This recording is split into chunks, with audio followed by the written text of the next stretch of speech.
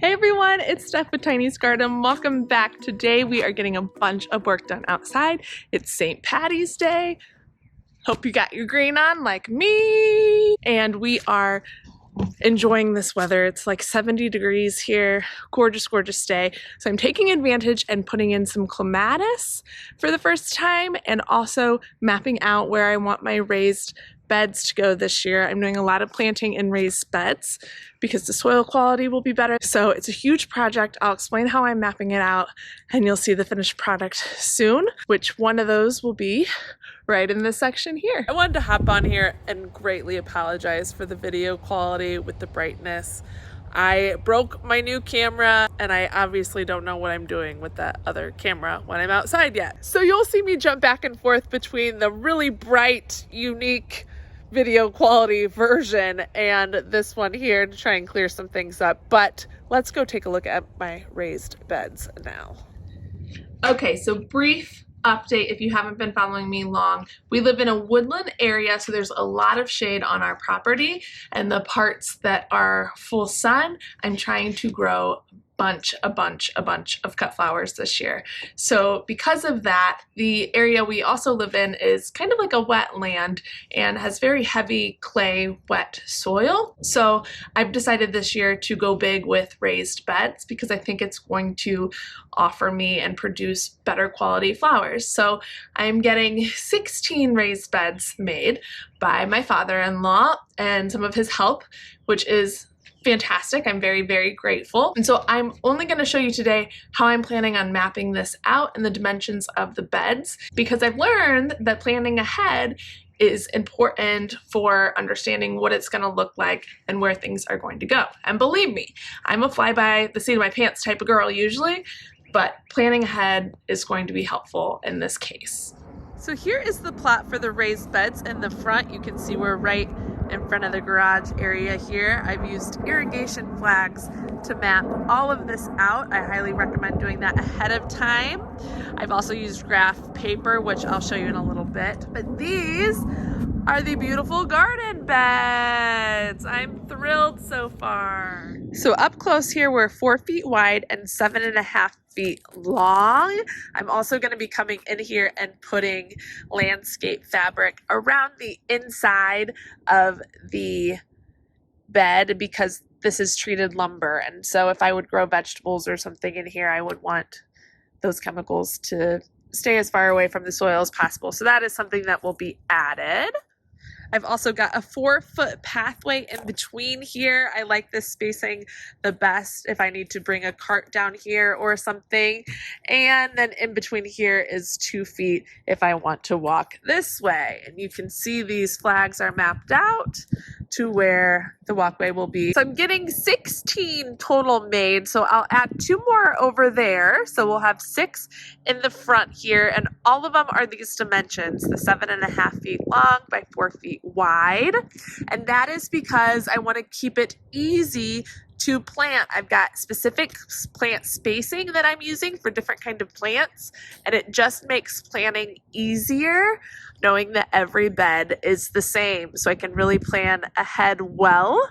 And for things like landscape fabric, that if I cut it up this year and put it in there, I can use it again next year and know it can go in any bed. It just keeps things very easy to organize and repetitive, so there's less thinking about it. Originally, I was going to do just a 15-foot bed with no break in the middle, but I do think the 7.5 will be better with that break in the middle, so I have another walk path if needed. But these beds are still manageable enough that I'll be able to reach into the center. Now I do want to add some mulch and some rocks around here as well and really make it look finished and nice and tidy.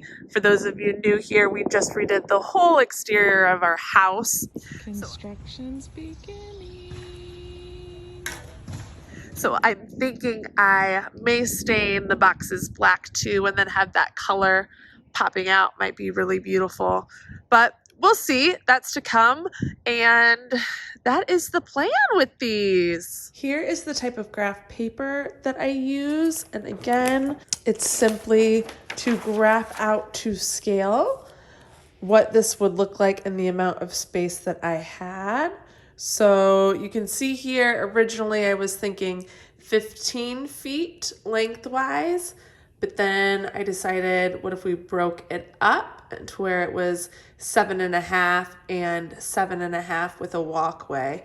And then this spacing here that I have, these dots represent dahlias, so I can actually figure out how many plants would be through each section. So it's a really helpful tool. I highly recommend it. It's the first year I'm using it, but you can really get down to the exact number of how much space you'll have to plant and see the layout really well. So I've adjusted a couple things like the walkways.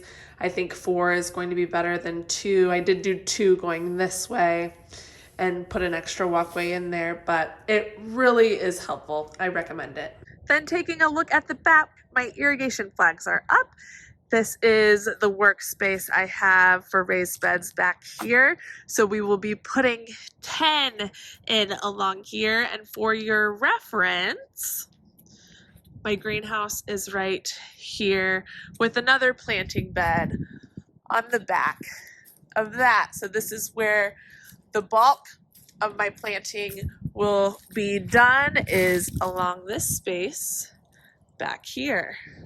And this year I have invested in doing the Floret online workshop, which has been immensely helpful in learning so many different new techniques in planning the actual cut flower garden and growing and planting. It's just immeasurably helpful. So if you're interested in that at all, I highly recommend it. It is an investment, so keep that in mind, but it's not for everybody, but it could be for people who are really serious about their gardening and cut flower garden. So keep that in mind if you're interested. This is where the clematis is going. Right here's the trellis that it's going to be going on, which is the cattle panel trellis we built for my pumpkins last year. So clematis is a vining plant.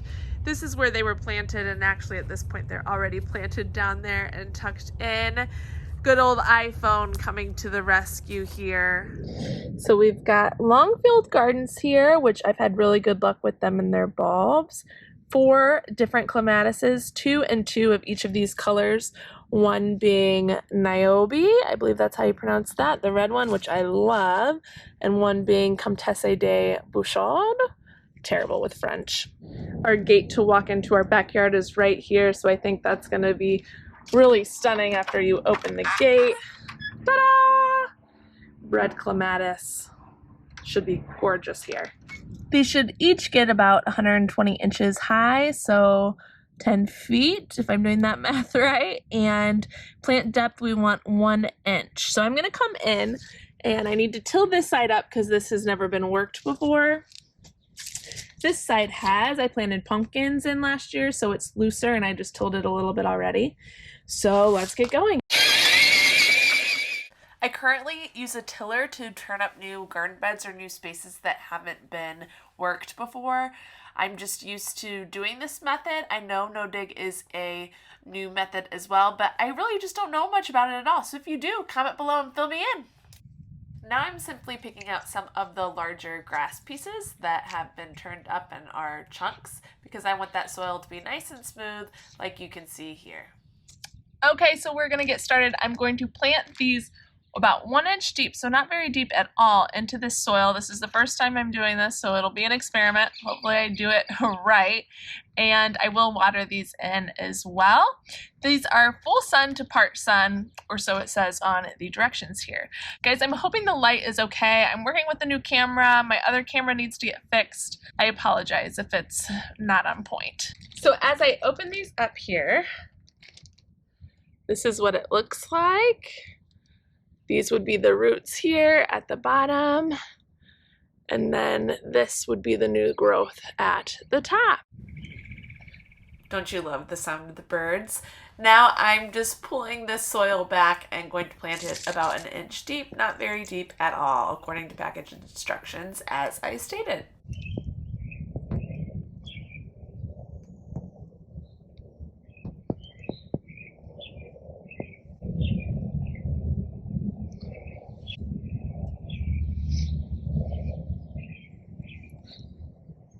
Okay, let's do the other side with this one, and then we'll water them in. Now we'll fill up the old watering can here. Feels so good to get in the ground outside and plant. I know it'll get cold again, but I'll take it while I can have it.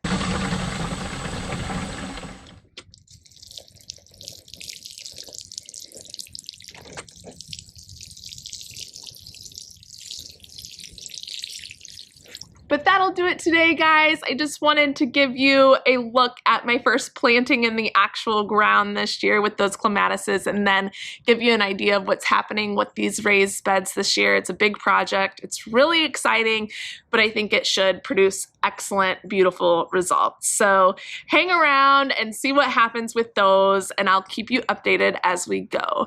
Thanks for watching. Comment below and let me know if you've been able to get your hands in the ground and what you're planting so far this year.